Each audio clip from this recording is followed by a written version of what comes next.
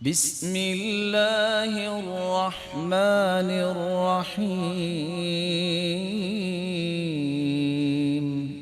آپ کسی کی زمین ہتھیا لیں، یتیم ہے، مسکین ہے، کمزور ہے، تعلقات ہیں، رسول اکرم صلی اللہ علیہ وسلم کا فرمان ہے صحیح بخاری میں، من ظلم قید شبر، صرف ایک بالشت جو کسی کی زمین ظلم کرتے ہوئے ہتھیا لیتا ہے 5 عذاب اسے سہنے پڑیں گے۔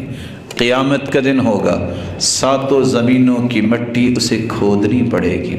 اللہ فرمائیں گے اپنے کندھے پہ یہ اٹھاؤ مٹی اور چکر لگاؤ میدان محشر کا جب تک دنیا کا حساب نہیں ہو جاتا۔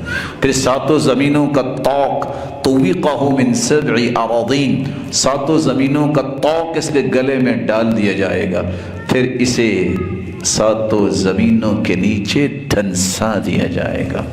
اور 5ویں بات، اللہ ذوالجلال اس پر غضبناک ہوں گے۔